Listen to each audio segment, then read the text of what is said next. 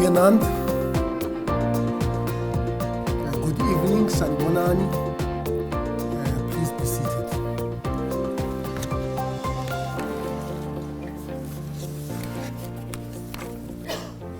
Professor Daniel van Liel was actually telling me that there is a difference between Goeienaand and Goeienacht.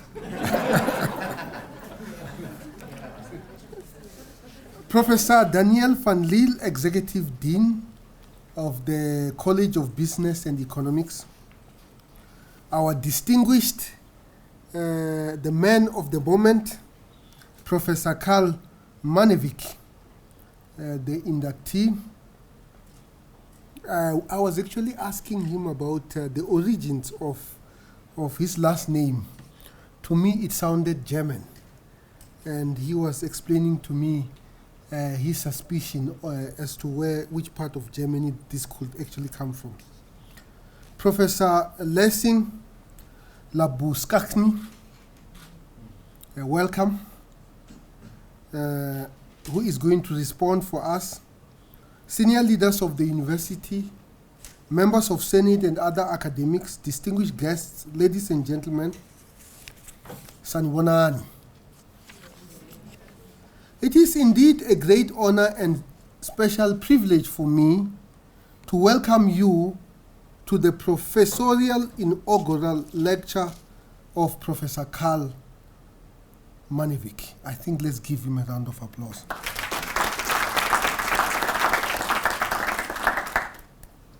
As I do so, I also wish to express a warm word of welcome to his loved ones, special guests, and his colleagues. I was talking to Professor Botha, who came all the way from Stellenbosch. I wonder whether there was water when he left the Cape to come and listen to this inaugural lecture.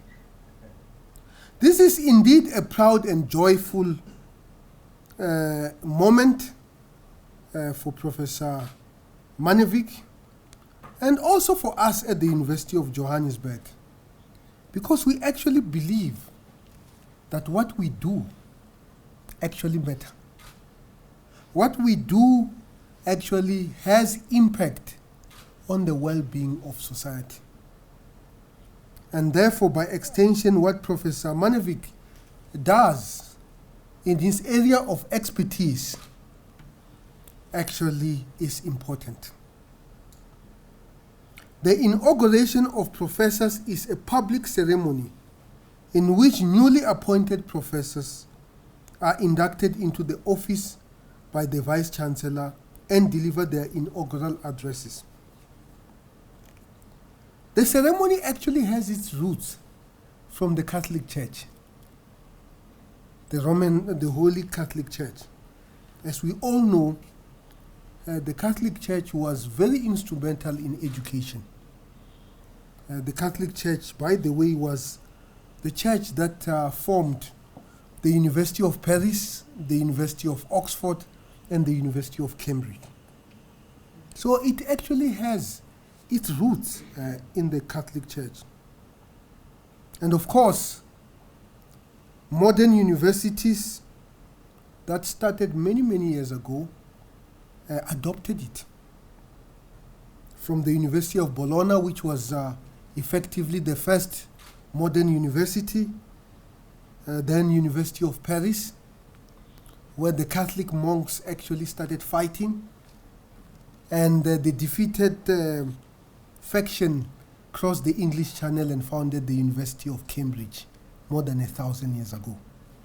70 years later, the Catholic monks at the University of Oxford started fighting again, and the defeated faction left Cambridge and went to Oxford and went to Cambridge to found the University of Cambridge. So sometimes divisions are beneficial, isn't it? If there were no divisions in the Catholic Church, we probably will just have the University of Paris, not Oxford and Cambridge. The ceremony serves multiple purposes. Firstly, It is an expression of welcome and an entry for new professors joining the circle of colleagues who are already professors. So, Professor Marnewick, your task is to profess. Is to profess about your trade, to profess to those who do not know, to always seek more understanding in whatever you do. As Albert Einstein said, and I quote, "The measure of how clever a person is by how many questions that person can pose and give answers." So, Professor Marnewick, never stop asking questions. Secondly, it provides a platform for the professors to display their expertise in the discipline and showcase their research. Today, Professor Marnewick will be showcasing his expertise in rebooting IT project management. I was trained in engineering and technology. You know, when the computer is not working, you have to reboot it, isn't it? Today we gather to bear witness to the entry of Professor Marnewick to the illustrious community of scholars at the university. It is a celebration of the contributions to the discipline and ultimately the impact on society. Professors provide a university with its identity, character, and academic legitimacy and integrity. Furthermore, professors are leaders of society.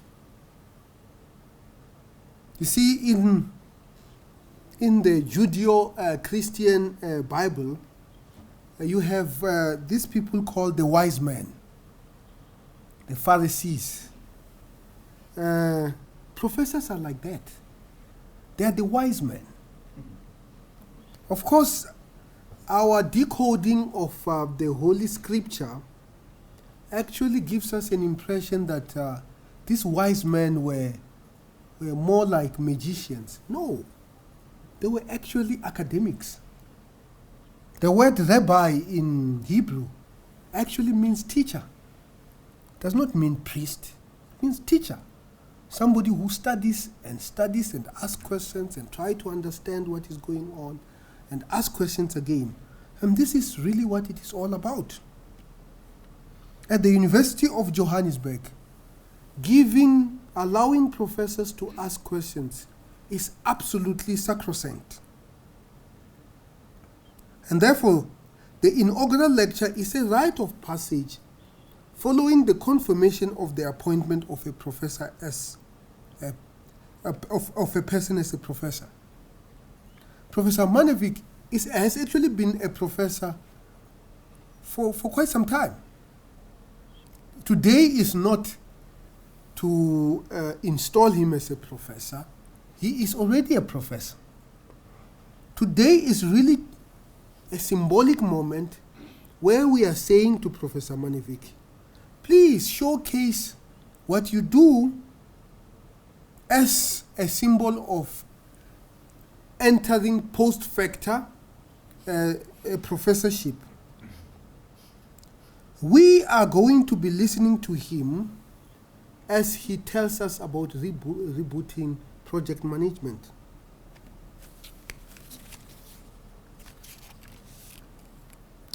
Of course, this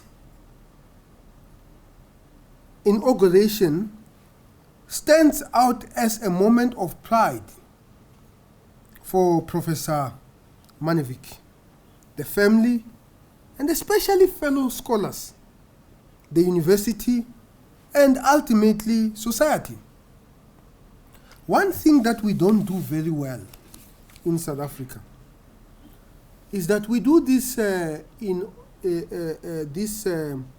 these events without adequately informing the public.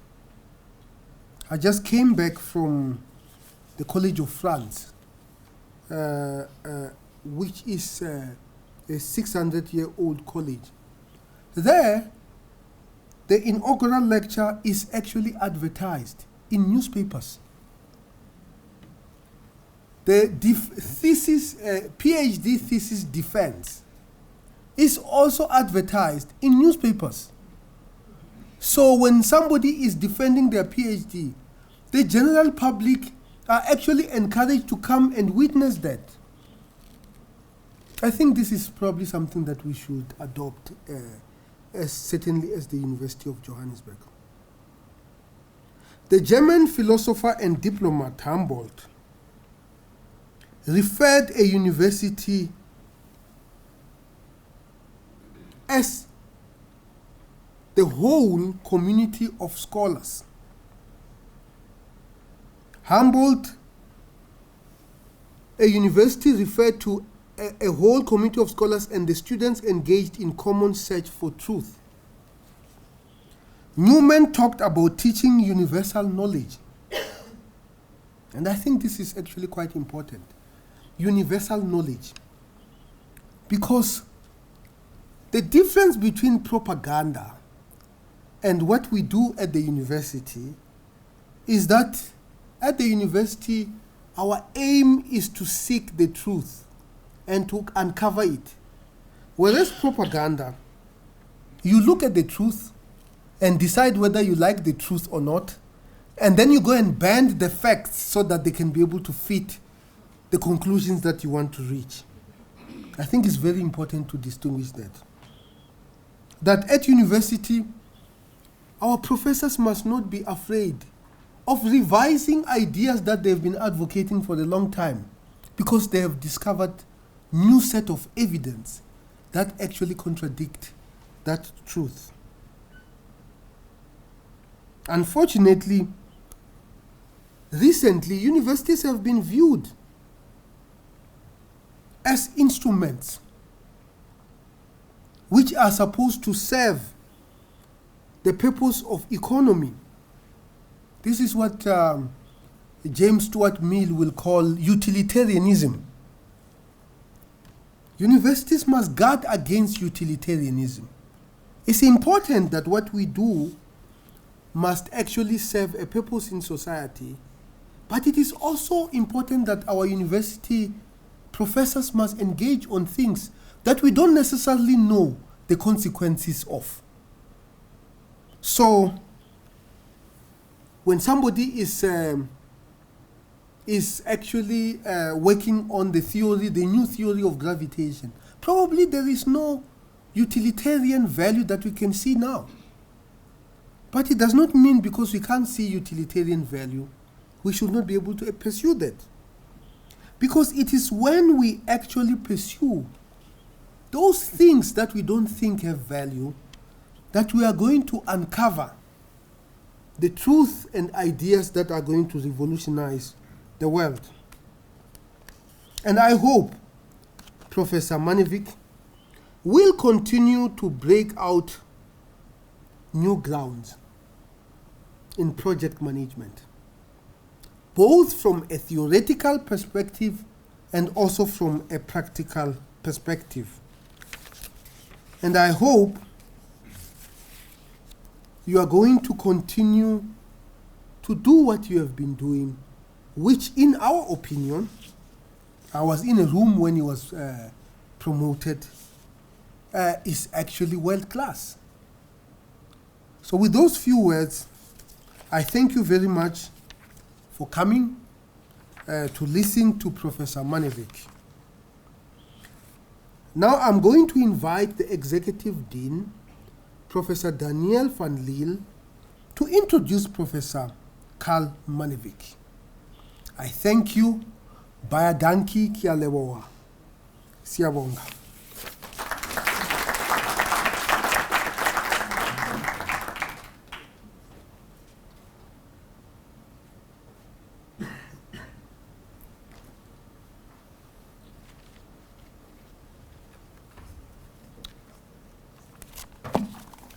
Vice Chancellor Professor Chilitsi Marwala, Professor Labuschagne, honored guests, and our guest of honor tonight. It is wonderful to see you all. Professor Marwala, I'm a management scientist by trade, and part of me, of the magic of UJ, is how many disciplines work together to make sense of a better future. So if I have to think about rebooting, it means that somehow management scientists realize that the current trajectory doesn't work. So then we take a pause, switch off the mechanical engine, think deeply about things, and then kick off again into maybe a total new direction. And we use both hardware and software to make sense of a better future. And this is pretty much what I experienced tonight. And what is also wonderful is to see the Marnewick family here tonight and to acknowledge your presence in terms of where we come from and especially in terms of where we are going to. And Carl, you are playing a key role in facilitating the past and the future. Interestingly tonight, I also realized that Carl and I started to work at UJ in the same year, 2007. And what a journey it has been. And I would also like to recognize so many familiar faces in this room. Former Vice Dean Prof. James Spoward, the Director of the School of Consumer Intelligence and Information Systems, Prof. Mercy Mpenkanjira, Director of the School of Economics, Prof. Hardis van Sale, and all my wonderful colleagues. I could almost call you name by name. Cecile, do I need to continue? That would not be fair. Tonight is about Carl. And tonight is my privilege to read out his CV. And interestingly, Carl and I have worked together, and I've actually picked up an editorial oversight in his CV, which I have corrected for you. Forgive me.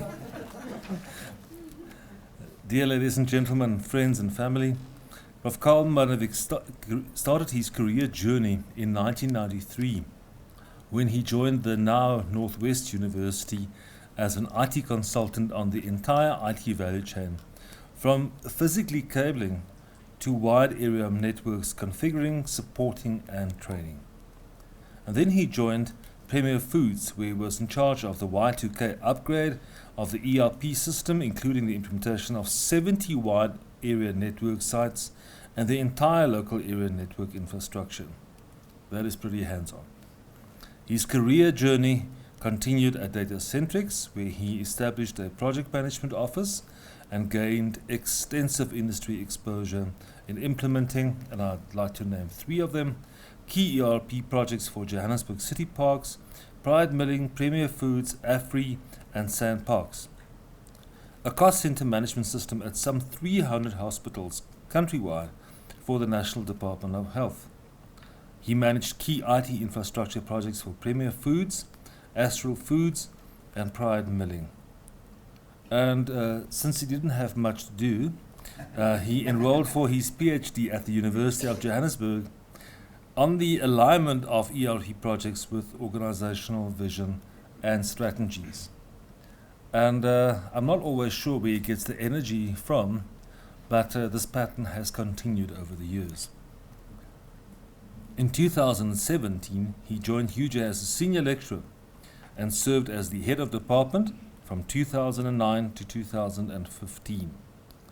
He serves on numerous UJ committees, such as CAT, that is the Computer Assisted Training, which is a vital component in our online learning system as well, the ICS Steering Committee, SafeNet, the Faculty Academic Committee, Jane, you may recall that, and the Faculty Higher Degrees Committee, and assisted central administration with upgrading the ITS system.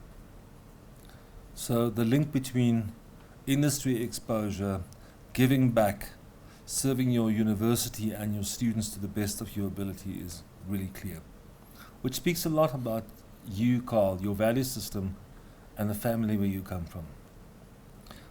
Prof. Marnewick also has a strong external presence in IT project management.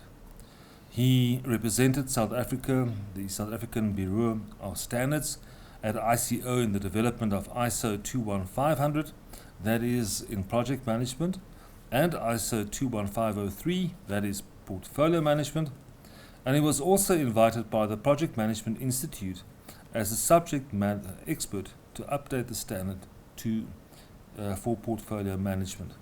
Now imagine that you are in a lecture and you have as a student this level of exposure and hands-on. This is the theory, this is how we make sense of it, this is how you implement it within a particular context. Sure, Carl, this is unbelievably valuable. And we are also, as a college, able to tap into that wisdom. Not that we always agree, though. Prof. Carl Marnewick is a C-rated NRF researcher, and he has an H-index of 10, which means that 10 of his major articles have been recognized at least 10 times internationally. He produced 21 journal publications, 6 books or book chapters, and 35 conference papers.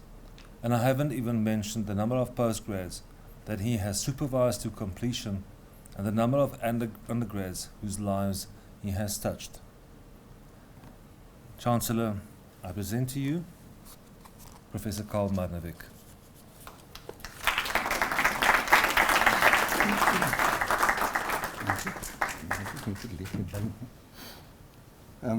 Chancellor, Dean, as my colleague Mornay said, I'm not going to celebrate this and make it what did you call it? Limelight. He likes the limelight. I'm an IT, okay. Prof. Marwala and Prof. Daniel already mentioned rebooting, and it's what it's. This is what it's all about. I've been in IT for my whole life, and we do things all over and over. And I think it's Einstein also that said, if you do the same thing all over and over, and you get the same result, which is the wrong result, you're actually stupid. Okay, so as much as Mornay from marketing doesn't want to hear it, or he'd like to hear it, yeah, we are bloody stupid in IT. Okay, because we do things all over and over, and I think it's now time that we also reboot what we do in IT, and especially the project management side. And a reboot of a PC is not taking out everything and throwing out everything and install. It's taking what is working and replace what needs to be replaced. That's what it's all about. So let's just check what is the problem and why I say we are stupid. Stupid is maybe not the right academic word, but challenged, whatever. But as a good scholar, please do this exercise quickly, okay? Just think about it. Just think by yourself. Draw a picture in your mind of a bridge, and then think of a UJ system, any system, ITS or YEDA or whatever. And it's not that easy to draw an IT system. But yet we expect technicians, IT people, or people expect us IT people to come up with this magical thing. And I did this exercise with Vodacom, and you can see the words that they say. Look at the top one there. It says it's a total mess, the IT system. So it's very difficult to conceptualize this thing. A breach is easy. It doesn't matter where I go.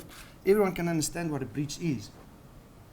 So if you look at results of project success right now, these are international results, okay, and some South African results. Now look at 1994 to 2015. That gives me about 20 years, and over a 20-year span, we still cannot get better response rate than 29%.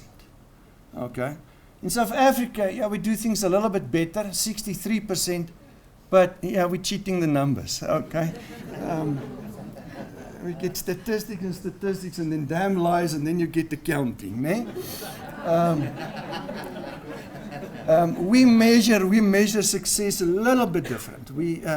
The Chaos Chronicles International guys use time, cost, and scope, the holy trinity of project management, and we use five levels, ranging from the holy trinity to more business strategic success. That's why our figures looks a little bit better, but it's not as better. So, and that's why I ask myself, why are we doing the same thing over and over and over? Now, if you translate this into money, just look at the amount of money that we're going to waste in 2020, 46 billion rands. on IT projects. Now give that to any university, and I can build a nice Industry 4 university with 46 billion rand. Okay, so that's where the problem comes in. I know Berenice says 20 minutes or 40 minutes, so I need to. So I just want to, part of the issue that we face in the sphere of IT is a continuous change. IT change. I mean, accounting was there since the Roman Catholics. It was 1 and 1 is 2. Am I right? And you had debits and credits and all sort of things. Not that I could figure that one out. But just look, and these figures come from Gartner. And don't worry about what the figures represent. I just want to show you quickly. Those are the trends in 2008, 2013, 15, and 18. And if you look at the little icons, you can see the icons continue to change. Okay? And that is a challenge to us in IT because companies want to implement something, but the thing that they want to implement is continuously changing. The only things that constantly pop up are the Internet of Things and cloud computing, which is the backbone or the underlying principles of Industry 4 now. Okay? And for Professor Njenga, security is starting to pop up now also as a continuous trend, which is going to be a far more important thing. So that's on one side. We're chasing a dog that is running away from us. And this dog is fast. I almost said very fast, but it's fast. Then the other issue is IT projects are immensely complex. That's how complex it is. We have identified 65 items that makes a project complex. And I'm talking about IT, from the requirements to the language of people, whatever. And this complexity also speaks to the person or the team or the project manager that needs to do it. How do I deal with all of this complexity? And that's why we had this whole complex adaptive systems to make sense of this complexity at the end of the day. So this is on one hand is that this beast called IT is extremely difficult to wrap your mind around. It's like fluff, okay? So I just want to show 4 things that I know is definitely not working in the IT space, but we follow it religiously because the project management God says we must do so, okay? So stop doing it wherever you're doing it, okay?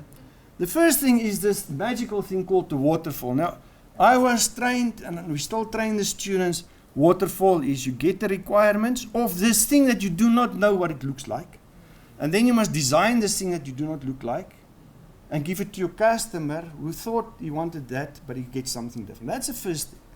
So this waterfall thing is not working for us. And if you look at the waterfall success rate, is 11% versus 39% of agile. And I will speak a little bit later about that. So that's the first thing. We need to get rid of this waterfall thing. Waterfall works fine for construction engineering, where you know what a bridge looks like, you know what a building looks like. Then it's fine, okay? The other thing is standards. Yes, I've worked on the standards, okay? But I also know that the standards are not working for IT. The research that I've been doing shows that project managers either can't read the manuals or they're just stupid, okay? I think, and I think it's both, actually, okay? So this... Say again, Prof? Or the manuals have not been written well. That's also true. So that's the one thing, is we need to engage with the standards. The standards is very, especially the project management standards, are very much written for construction engineering, the hardcore stuff, not the fluff of IT. That's the one. Then the other thing, and that's what is certifications. If you follow the project management guides, you become a PMI professional. Those certifications do not contribute to success, okay? It contributes to improving your salary. It's the only thing it does. So that's why people are chasing for it. And the certification companies like the Project Management Institute, they get money from it, okay? So the only people who's winning are the certification company and the certificator or certificatee or whatever. What's a proper English word, ne? But the company is not gaining any evidence or benefit from it. And then the other one is maturity. We all on this maturity things. You must mature in project management. You must mature in the CMMI model. What for? We're chasing again this rabbit because we get to a point where maturity, we end up to maturity level 3 out of 5. 5 is, you're walking on water, but to get to 5 is too expensive, so we stay there. And there's also no benefit in staying there because you're not improving your process. So stop doing these things. Just do normal stuff. What is working? Only 2 things are working at this point in time in our life. The first one is agile. Now, agile is a philosophy. It's not a method. Agile there's a lot of methods in agile, Scrum and XP and all of those things. What agile says is you do not know what this beast is. Let's take, for instance, a mountain. You're on a mountain, there on the other side is a peak, or Kilimanjaro. When you climb Kilimanjaro, there are clouds. How do you get there? You walk 10 meters, you check where you are. You take another 10 meters, you check where you are. Eventually you get to the top, okay? But you don't know the journey. You carve this journey. So that seems to be working, as I might say, at this point in time. In 5 years' time, in 10 years' time, there's already rumors that agile is not working. Okay, but currently it is working. And the other thing is competence. We've done extensive research on competence, and it seems as if a competent project manager is doing better than a certified project manager. So that competence comes with education, comes with a lot of hard work, failures, all of those kind of things that builds your competence. Okay. So 4 things that we don't need to do, 2 things that we must do. Okay. So if I look now at this rebooted IT project management framework, there's a couple of things that we need to take note of, a couple of things that we need to get rid of, new things that we need to introduce, and then also looking at this new thing called this Industry 4, and how is that going to impact us in future.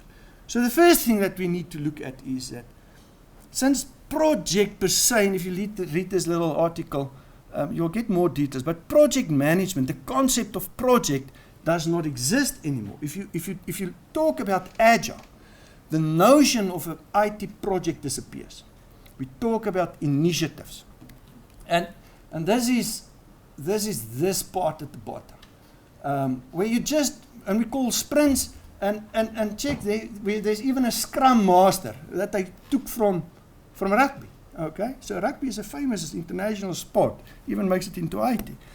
So what it tells us is not having a project manager that manages this thing where we deliver something that we don't know. Have small teams, and they uncover what we need to deliver on a very flexible, iterative process. And a sprint, typical there, is 2 weeks. Okay, after 2 weeks, you're supposed to deliver something that the user can see. And then you will see at the top is portfolio, where you still have your enterprise with your strategic themes, and everything needs to link to that, either from a top-down approach or from a bottom-up approach. Doesn't matter. So when I say rebooting IT project management, it actually is going to replace project management per se with the notion of portfolio management. Okay, and how you do the project part is going to become an initiative using Agile as a thing. Now, I just want to show you quickly and it says courtesy Standard Bank, how planning an agile way goes around. It looks a little bit chaotic. Just look around. A third of these people in this video are CEOs, CFOs, the top guys in the bank. Okay, so let's pray the music is working.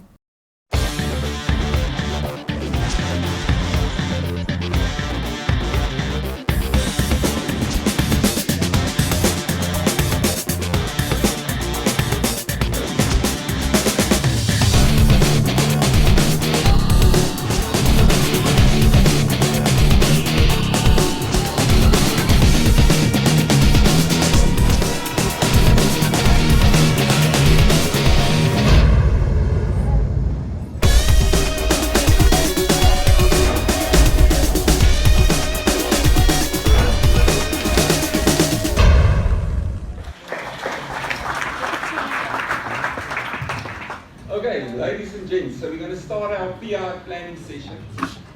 So there's a lot that we need to do, and we're going to do that together.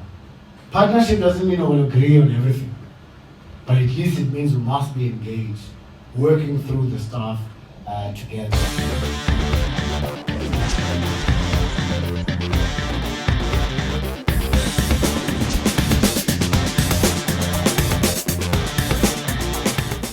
So what I'd like to see is how the planning is going to be, plotted out over the next, say, 2-3 months to make sure the environments are ready. For me, it's just to gain an understanding of what the focus area would be in the card and payment space. A lot of wow stuff.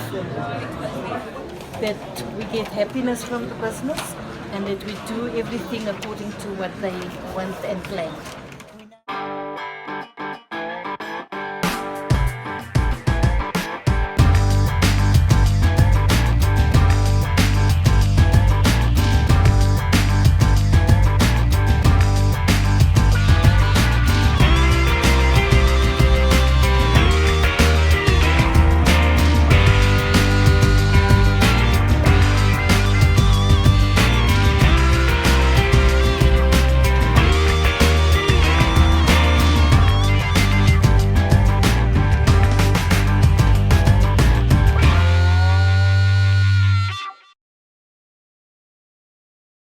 It's gone very well. Started off a bit hectic yesterday.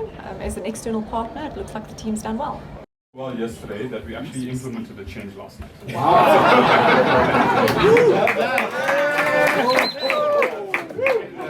So it's gone well. We've learned a lot from our planning. We've completed our PR session, so we're comfortable with the next few iterations. Yesterday was a total nightmare. It was tiring and everything. Today is absolutely fabulous. I've achieved my goal with the team and with my product owners and my business, and everything is perfect.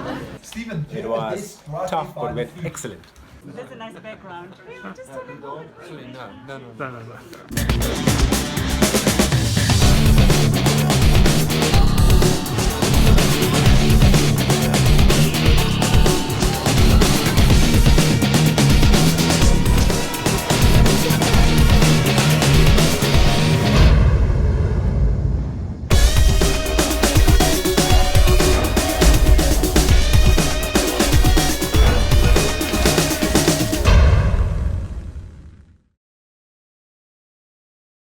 I think, as a coach working with the team, I just really saw the sense of teaming and the guys helping each other and having fun. While it's really hard work to pull these things together. In the traditional way. It would have been a process of meetings, emails, documents, driving around, and it would have been at least a quarter of the year. But when the actual people doing the work are actually having the discussion, there's a much more better way to resolve those things. And my plea is that we mustn't lose that. If we go back the Standard Bank way, everything will be escalated up. And it's a disaster. I think in the way we normally do things, we inherently start with why and we can't do, as opposed to this process, which was inherently we can do and how.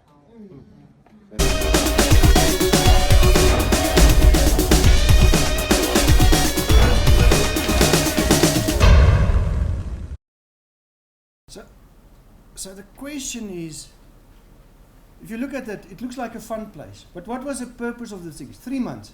They plan only for 3 months. And the outcome is this. This is a strategy for 3 months. Okay? Every color speaks to a different strategy. So pink might be customer. Blue is into Africa. And the little tokies there are the dependencies. And that's how the agile work is working. Okay? But to be in this mind frame, imagine we do ICS this way. And they speak to the ELG in this 2-day planning to come up what they must do the next 3 days. We might get some proper systems. Okay? But to get that, we need to change the culture of the organization. Now, Zappos sells shoes. Now look at what they say. Deliver well through service. Be adventurous, creative, and open-minded. Sounds like a university. Okay? They're selling shoes, online shoes. Okay? He told me I must stand here. Okay? Be humble. Do more with less. Now, Prof. Daniel, don't have a heart attack. Look at the CEO's desk. Okay? Of Zappos. That is definitely not your desk. Okay? Looks like yours. Yeah. So I might become VC one day. Okay. But just look at culture of how they're performing. So to go to this portfolio management, we need to change the culture, how we deliver things in that. Other thing that we cannot negate anymore is sustainability into this whole IT thing. Yes, sustainability is engineering, construction, no ways. If you look at the United Nations Global Impact, just look at the things that we need to incorporate into project management, into IT project management. Yes, it's about green and being nice to nature and things like that. But look at there, equal opportunity to women, equal pay, okay? Yeah, amen, eh? Abolition of child labor. We have all Apple products that was manufactured by little small Chinese children somewhere, okay? So those are the things that we need to adhere to as well. Bring that into IT project management as well. It's not just about mining and things like that. There's a lot of things that we need to bring into that. Bribery, corruption, all of those things. So if you look at sustainable IT project management, that's a nice definition. Look there, planning, monitoring, controlling, proper project delivery, consideration of people, planet, and profit, okay? And then realizing benefits. Why are we doing things? It must be to the benefit of the organization and perform this in a transparent, fair, and ethical way, okay? So those are the things that we need to bring. And then the new kid on the block is Industry 4 and the teams around this thing. It's going to have a huge impact on this. Now, the first thing is the skills. What are the skills that we need to, and I stole it from the paper that we were working on, okay? So just look at those skills. None of those things do we actually sell here at UJ, okay? We don't teach kids this anymore, okay? We don't tell them to do social intelligence, sense making. Where do we teach those in the lectures, okay? Those are the skills that students need to go out there. That's the things that your project, your team members is going to need at the end of the day, okay? All these new future things. But your new team is going to look like this. You're going to have a robot in it. Yeah, so now your team members, imagine your team member is a robot is sharper than you. And you must take orders from that person, okay? Or are we going to use the human team member to do critical thinking, pass it back to the machine and he does it, low-cost labor, okay? Teams are going to become self-organizing. That's what that whole agile thing says. No more a project manager says you must do this. The team will get together, they will find their own resources, do whatever they need to do, deliver, off they go. Also, guilds. Go back, Prof. Marwala, in the days of the Roman Catholic Church, guilds, the Masons. I was a Mason, I was a horseshoe maker. My child was that, my grand. We transfer that skill. Same now with the guilds. Software engineering. We must make sure our students are proper software engineers. They must be embedded in the vertical skill that they need, okay? Then also they're becoming free agents. People are not going to work for company X for 20 years. What they want to do now is, I work today for UJ, or for a month, I contribute to UJ's pension fund and medical aid. Next month I work at TIX. My medical aid, everything must be transferred there. Imagine the impact that it will have on HR. Yeah.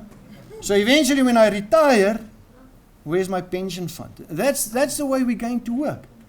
And apply this now to universities, where I can have a degree and I have a module here, one at UJ, one at TIX, where the best lecturers are, the best modules. That's where we're going. So the rebooted module look more or less like this. IT will forever be with us, okay? And IT is the underlying principle of Industry 4 actually. But to make sure that Industry 4 is gaining momentum, moving fast, the way we deliver needs to be quick. It's not project management anymore, the old traditional project management. Time, cost, and scope is out of it. It needs to be agile, and to manage that agile process, to make sure it's aligned to strategy, we need the portfolio management side, and then on the management side, we need to bring in all those new things, okay? For sure, I will bet my bucky on it, okay? It's going to change. In the next 5 years, 10 years, my bucky is old, Dean, you don't want it, okay? So what are the challenges that we face? First of all, universities will have to change. Now, just in case you were wondering whose students those are, take a guess. Marketing Management 1A, ne? It's their students. They're bored in that class. But how do we move from a normal lecture room to a room where there's virtual reality, augmented reality, because that's how we need to train the students. Where are we going to change ELS 100 into a real environment to train students into the skills that they need for Industry 4? That's the first challenge that we have. Second challenge is industry, the project managers need to move from the dark side to the light side. We need to become Jedis, okay? Because the project management body of knowledge is not working for us. It's working for construction engineering, not for us IT okies. We don't gel with this. Become a Jedi. And then also, the challenge now is, what about the project managers currently in business? What do they become now? Because remember, a project manager means I've got some cloud. Now we must become either a Scrum Master or a product owner or a sprint this or sprint that. So we need to find a way with that as well and make organizations change into this thing. Okay, in conclusion, I just want to say, none of my research would have been done able without my partners in company, okay? A lot of these organizations help us. Standard Bank, Straight, Johannesburg Stock Exchange, Nedbank. The new two kids on the block is Dimension Data and Vodacom. With Dimension Data, we spend now also 2 weeks with them, 2 days with them to see how they do their PI planning. They fly 200 people out worldwide at the cost of $900,000 to come and spend 2 weeks here to do planning for the next 3 months, to see how they can deliver things. Yes, different ballgame. Thank you very much. Baie dankie.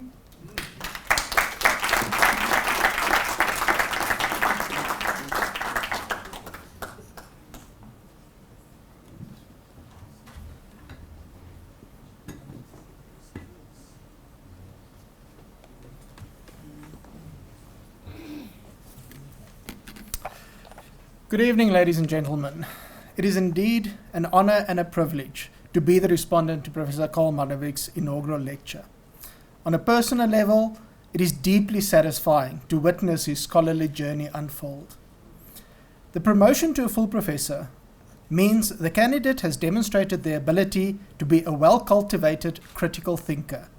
This means they are able to, 1, raise vital questions and problems, formulating them clearly and precisely. 2, gather and assess relevant information using abstract ideas to interpret it effectively. 3, come to well-reasoned conclusions and solutions, testing them against relevant criteria and standards. 4, think open-mindedly within alternative systems of thought, recognizing and assessing as needs be their assumptions, implications, and practical consequences. And 5, communicate effectively with others in figuring out solutions to complex problems. I will use the above as a framework for my response to the lecture. Dr. Linda Alder, an educational psychologist and president of the Foundation for Critical Thinking, said, and I quote, "Critical thinking is self-guided, self-disciplined thinking, which attempts to reason at the highest level of quality in a fair-minded way. People who think critically consistently attempt to live rationally, reasonably, empathically. They use the intellectual tools that critical thinking offers, concepts and principles that enable them to analyze, assess, and improve thinking.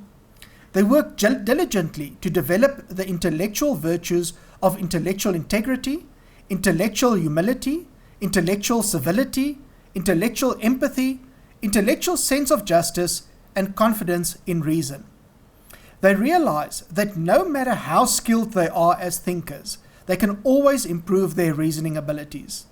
They strive to improve the world in whatever ways they can and contribute to a more rational, civilized society. At the same time, they recognize the complexities often inherited in doing so. They recognize the complexities in developing as thinkers and commit themselves to lifelong practice towards self-improvement." End quote. Let me start with the first criterion. Raise vital questions and problems, formulating them clearly and precisely. Professor Marnewick started the lecture with the assertion that managing IT initiatives as projects per se is no longer relevant. This is a bold and controversial statement that no doubtedly will upset many a practitioner. The notion of the need to reboot the discipline raises many vital questions. The problem is contextualized within the domain of organizational strategies and is based partly on Professor Marnewick's own research findings. It is difficult to argue against the empirical data presented on IT project failures and successes. What is clear is that there is definite room for improvement. Oren Harari, a business professor at the University of San Francisco, sums it up well when he said, and I quote, "The light bulb wasn't invented by continuously improving the candle. It was about understanding what the job to be done was and then stepping back to look for solutions to solve this problem." End quote. Criteria number 2. Gather and assess relevant information using abstract ideas to interpret it effectively. Professor Marnewick raises 2 very important factors that directly influence the outcome of IT projects, but that seem to get neglected in many of the studies on project success and failures. These are the changing nature of IT as reflected by longitudinal trends and complexity causing uncertainty. What Professor Marnewick is suggesting is that there's a causal relationship between these 2 factors. This trend will undoubtedly continue in future. Therefore, the need to revisit the appropriateness of the current singular approach to IT project management is thereby substantiated. The focus, therefore, need to be on what can be changed. He also identified through critical analysis those factors that are proving in need of rebooting.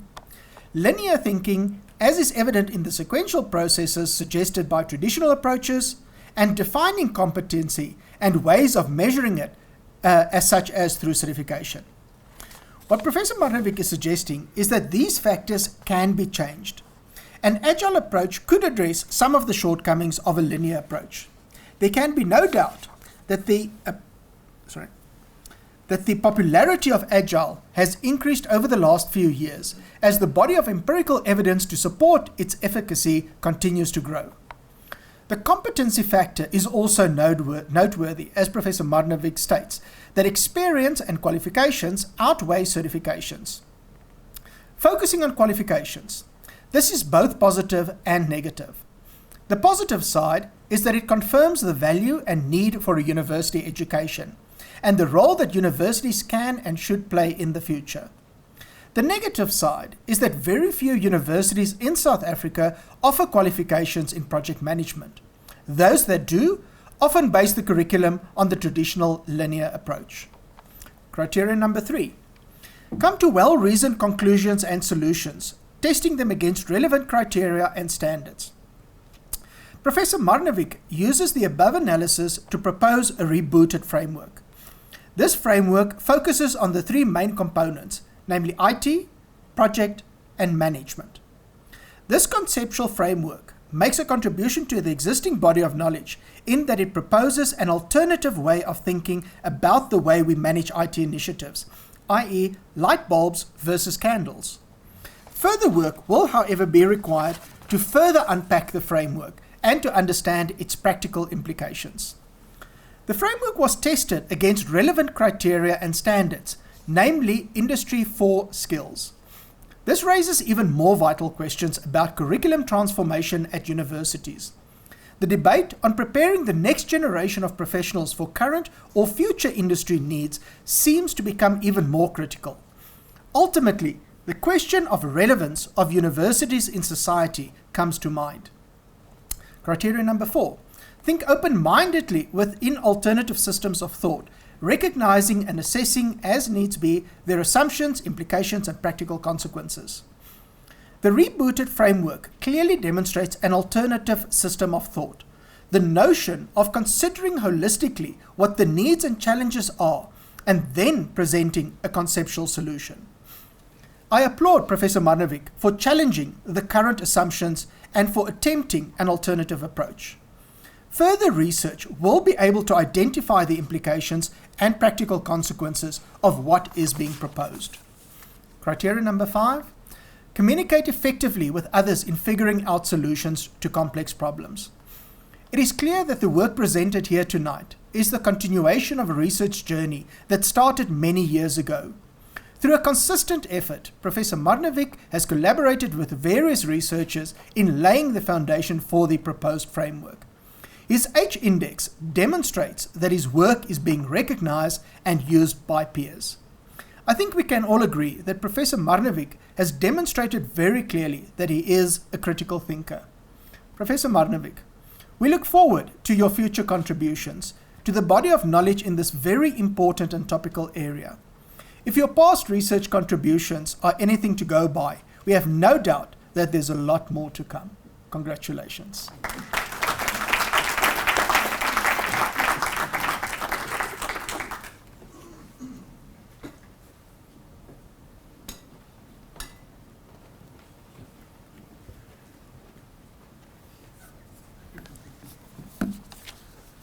Thank you very much for that talk, Professor Marnewick.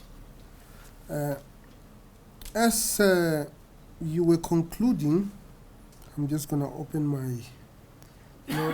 as you know, the University of Johannesburg is the university of the Fourth Industrial Revolution. And Professor Marnewick, when we were talking about the skills needed for the Fourth Industrial Revolution, I was actually wondering, what is computational thinking? Sense making. These are exciting stuff. Cognitive load management. Design mindset. Very exciting things.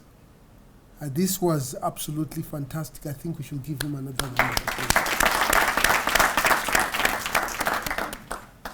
I am going to now invite Professor Marnewick to actually come here to the front so that we can be able to rope him. The first professor will be here before the new college goes. He is the first professor to be able to bear the new college colors. I think you should give him another round of applause.